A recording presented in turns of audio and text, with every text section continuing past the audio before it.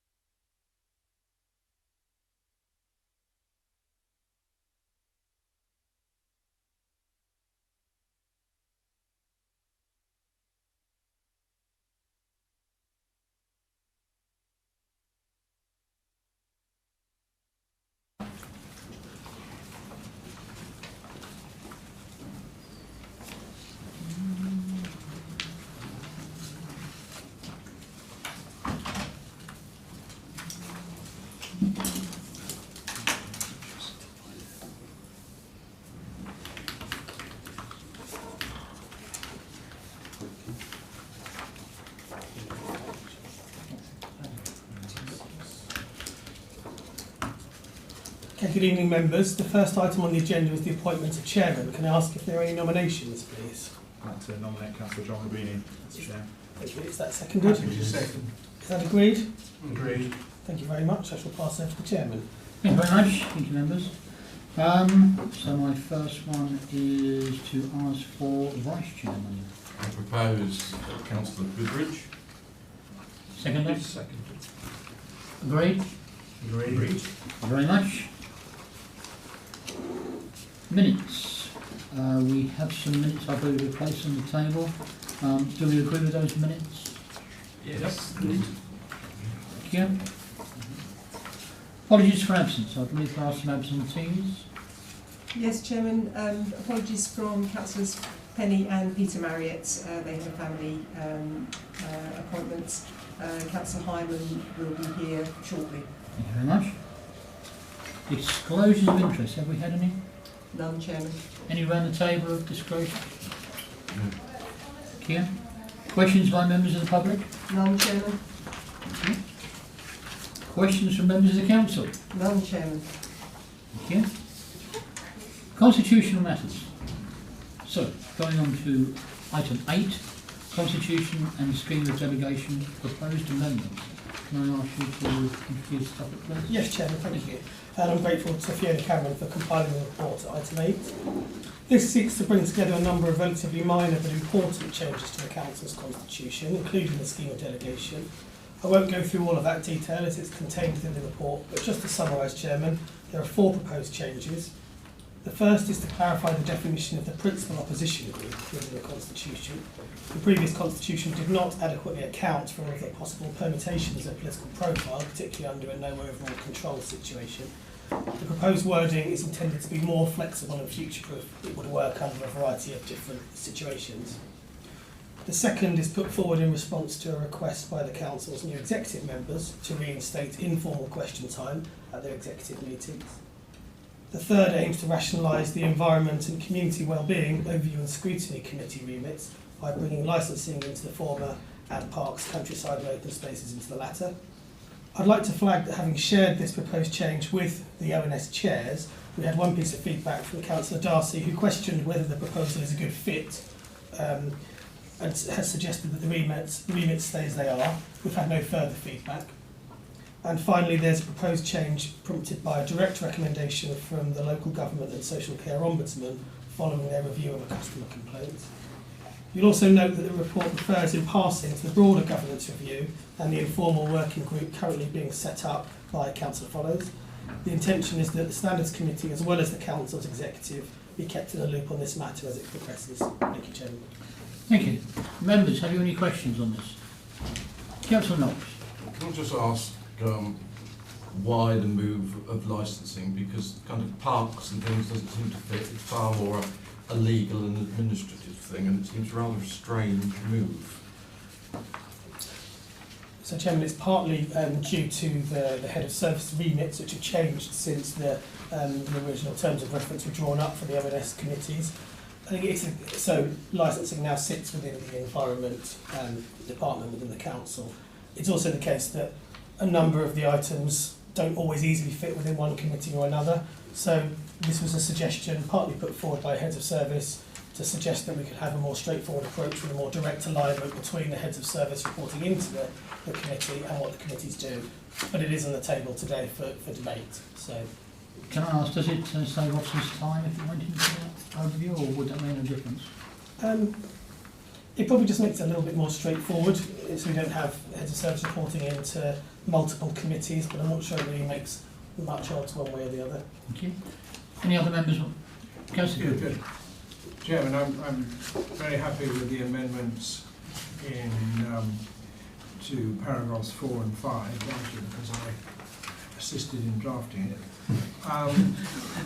When it comes to paragraph 3(1) at the end, the review of government arrangements, I would suggest, so as to not to cause this committee potentially wasted work, that when that cross-party committee working group comes up with conclusions, they should first go to the executive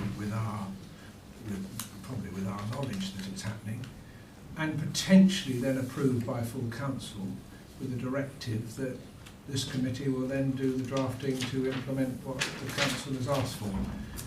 I would hate to have a situation where it goes straight from the working group to us, and then the council debate it and decide they don't really like the idea or want to amend the idea a bit, and we have to redraft again. I think the political decisions need to be taken, and then this committee has to then implement the political decisions that have been taken. Thank you, Councillor. Any other want to comment on that? Councillor Follows. Yes, totally agree with that. At least then it's got the steer of the executive, and certainly there'll have to be the political will behind anything that's actually agreed upon. So I think it would save everybody time and effort if it did do that secondary loop round through the executive. It makes perfect sense. So, Councillor Gray. I can understand why it's been said, but I would have thought there could be some advantage this group actually looking at them after the executive had seen them and before it went to council, not from the point of view of the drafting, but whether there's any observations the Standards Committee would wish to make. Okay. Any other comments? Just Chairman, on that point, if it helps, I think the intention would be, in any case, that this committee would be kept up to date with the direction of travel of the informal working group. And if you wish to contribute as a committee to that as it went along, then you could do. That's my comments on that. Thank you. As Chairman, I would put the view exactly the same as Councillor Goodridge. As far as I'm concerned, it's logical for something to go to the executive. After all, I don't want to waste this committee's time in debating something which is then killed anyway. yeah. But if we get a copy, then if somebody wants to work on it prior to it going to the executive, then of course they can, and we'll know exactly where it is. Councillor Follows.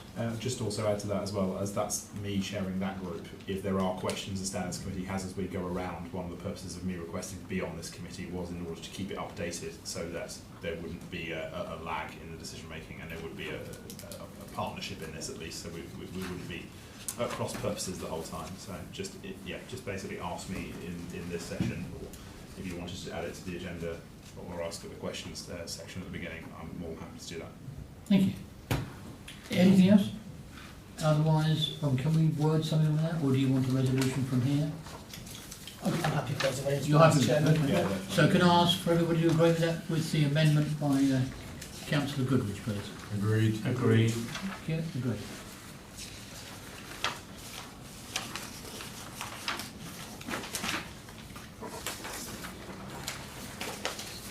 Also on my place, isn't it? Right, on to the next 8. Anything else under 8, Robin? What else Just do to we- see whether those other proposals, Chairman, are all agreed by the committee. Oh, sorry.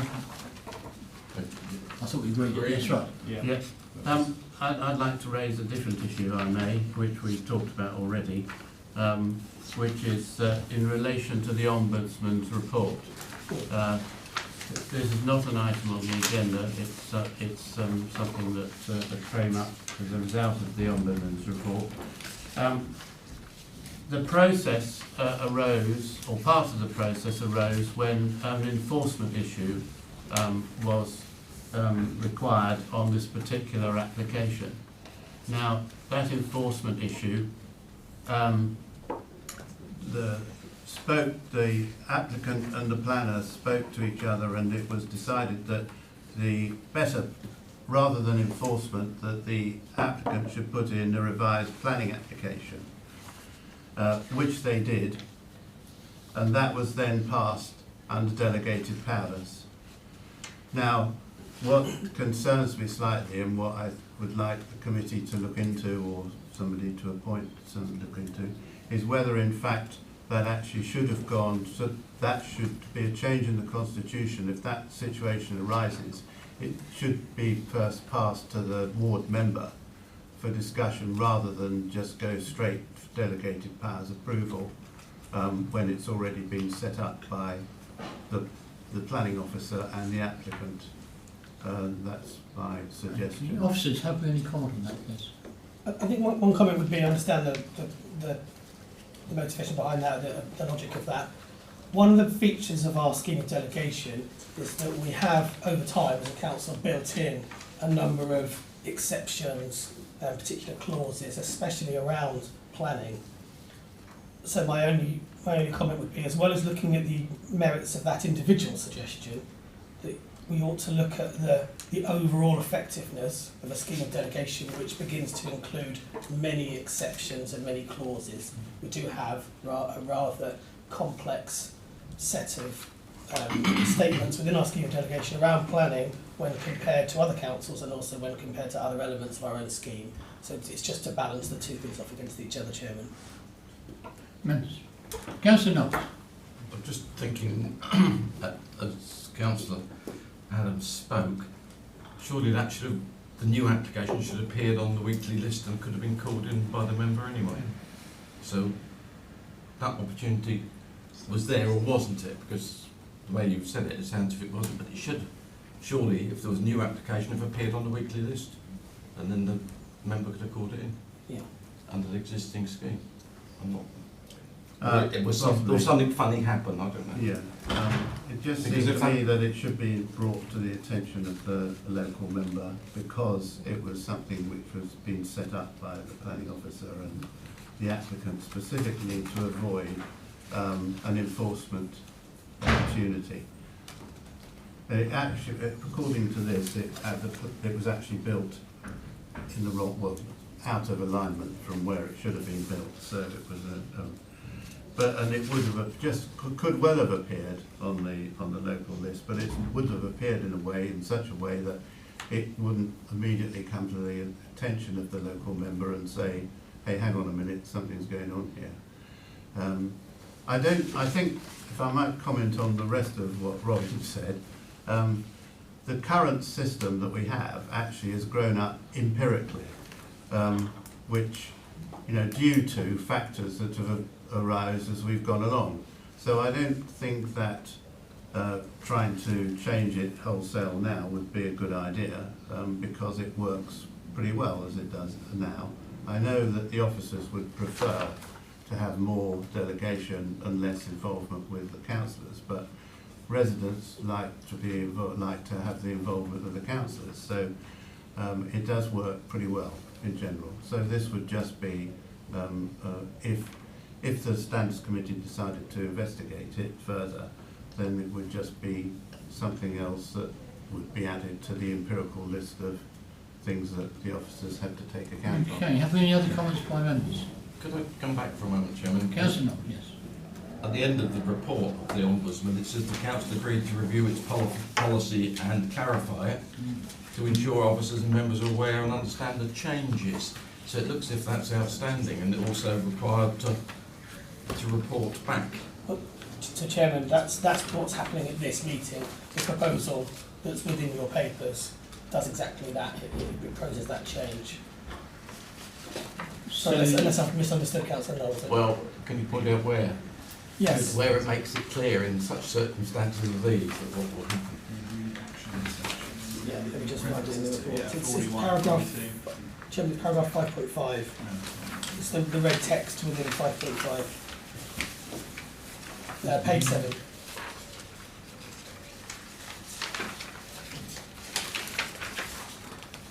So it's the wording, and not from the same individual or same household. Yeah. Okay. Good afternoon, Councillor Hyman. Thank you. We did get your brief apologies for being late. Okay. We're on page 7. Yeah.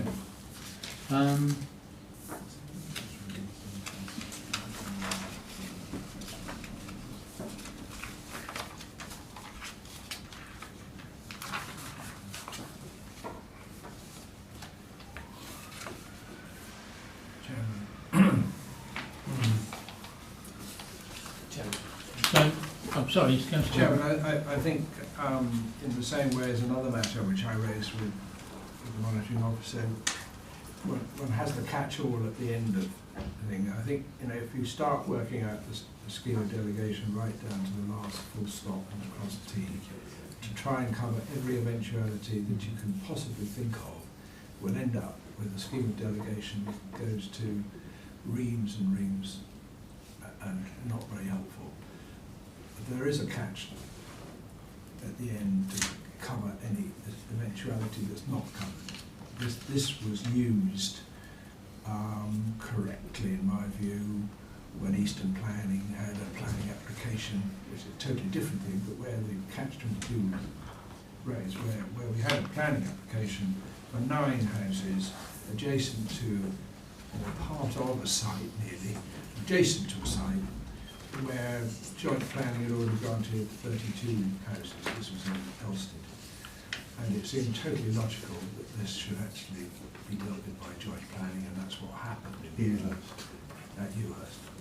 And initially it appeared on Eastern, and the officers took the sensible view that although strictly in accordance with the Constitution it should have gone to Eastern, in the theme and the spirit of any application over 25 and over should go to joint planning. This was very much part of the application that had already been decided by joint planning, so it went to joint planning. That's an example of where if something crops up, officers have to use common sense, and in this instance, maybe to ring up the ward member and say, I think he ought to know what's going on. And I would just urge, particularly in planning, for officers to be slightly more sensitive to. It's easier to ring the member and say this is what's going on, and the member to do nothing, and then at least you're in the clear. Yes. Then later, to get a more irate phone call from the member to say, why didn't you tell me? And I think it's just for the peace of mind of the planners, it would be a good idea to ring members if they think this could be a sensitive matter. Thank you. Jane, you wish to say something? Just in relation to the Ombudsman's report on page 17 of the agenda, paragraphs 33 and 34 refer to the 2019 planning decision, and explains the process by which that was reached, and he does explicitly say, I find no fault with the way this decision was made. And then the following paragraphs under the next section regarding the council's delegation scheme refers to that second opportunity that members have to call in a planning application, where the wording currently just refers to that exception or the referral back to the ward member being triggered if 5 or more letters of objection or support are received. If the member hasn't called it in during the representation period, and it's that particular point about making clear that that's 5 letters from separate households that the Ombudsman asked us to address in the scheme of delegation, and that's what we've proposed now by just adding those additional words. So he didn't find any fault with the actual way that the decision was made on the retrospective planning application. Thank you. Councillor Gray. I think that the Ombudsman also made a point about the timing of receipts and the recording of this. And I think our response was our system doesn't quite work the way we'd like it to. So it's a question of how many letters actually came in by the decision time. Is that not in the Ombudsman's report? It seemed to have addressed that. So wish to comment? Sorry, Chairman. Yeah, I mean that's an internal matter for the planning team to pick up. I don't think that's a matter for the Constitution. So I think that's probably why it hasn't been featured in the Ombudsman's agreed actions in terms of the Constitution. But if you want us to take that back to Paul McKim. Yeah, I wasn't so much saying it was a No, constitution issue, absolutely. but it was one of the Yeah, to make sure that it's being points. picked up as a process then. Because I think that was quite an important point in terms of that. Yeah. Just if I could raise a supplementary on this, I remember that I think it was a Southern planning application that came, and they changed the numbers such that it then got hit. And I thought we changed the Constitution to say something to the effect that I think that was on Eastern, yeah. yes, it was. They basically increased they put changing to change the numbers. Am I, yes. Yeah, We did. that is, Yes, So that the cumulative effect. So, yes. One at a time, otherwise we're going to get very confused here. But that was, I thought we'd already got that covered. That if it was part of, it was either a resubmission or part of an application, I thought that we actually made a change to that effect. Robin? Well, I think Daniel wants to answer. That is in there. That change was in there. So we looked at that when Backward Point came up, when that came up on that day, that the new area, if you like, having gone through the site visit, members were saying, well, actually, this is an expansion of the existing scheme. So when we looked at the constitution, that point is in there. That change has been made. Yeah. But this actually Backward Point actually fell outside So of that. it fell didn't into a actually separate- cover it. Yeah, the head of planning decided actually it was on the strategic grounds that it should be bumped up to Councillor general Thomas. city. Sorry. But I think also with the point with the letters, I think it would be a good idea if we could hear about that.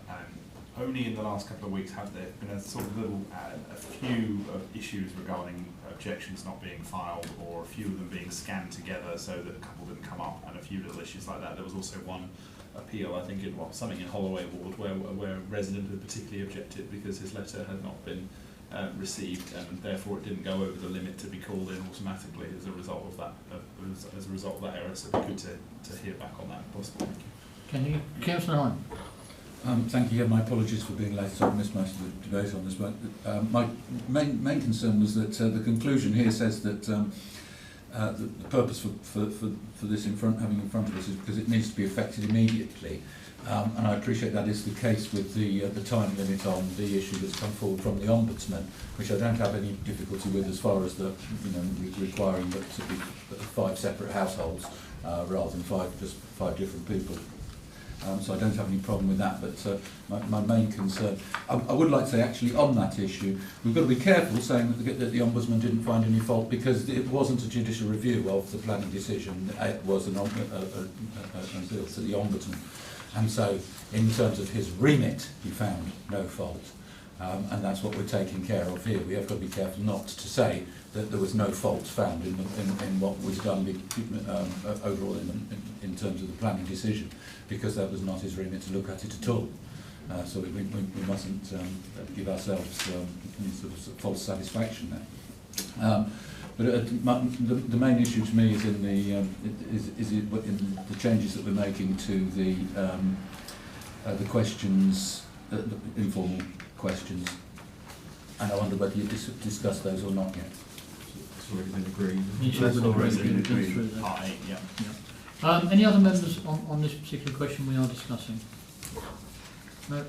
Robin, did you want some formal resolution for us to pass it through, or how did you want to deal with this? So the report gives you one recommendation, which just refers to the entire collection of proposed amendments.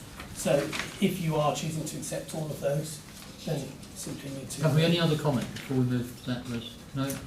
So possibly. Can we... Possibly, Chairman, because if you've agreed the questions, informal questions to the executive, can I just ask firstly, can you be clear that because 10.1 says that members of the public or the legitimate interest may ask a question at ordinary meetings of the council executive and committees, and nowhere else in there does it say that they can't, that we can't have lots of people asking endless questions at joint planning committee meetings as informals. It does, because this hasn't reverted to where we were prior to informal questions being taken away. It's brought us back to now where we put in written questions. It used to be called formal and informal. Now we've got written and informal, which I think is a slightly strange thing. But the way that it's been set out is no longer clear.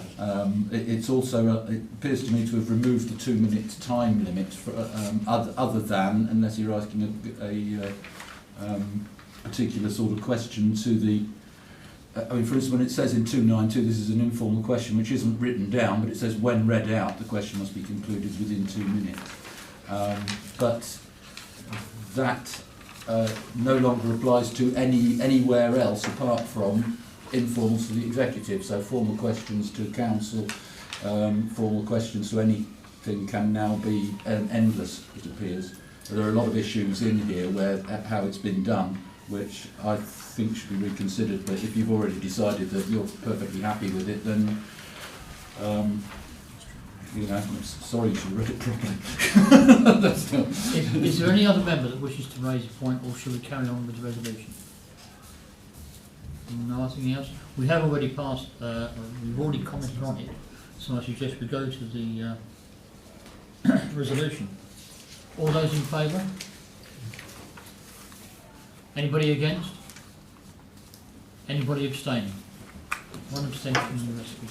Only You get that? probably I wasn't here. Yeah. So carrying on as I see it, we don't need to exclude the person public hearing. Is there anything else the officers have that say? No?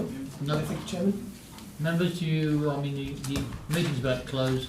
Any other opportunity or anything else you wish to say? No, thank you very much for coming, and I declare it closed. Thank you, Chairman. Were there any changes made? I'm not sure.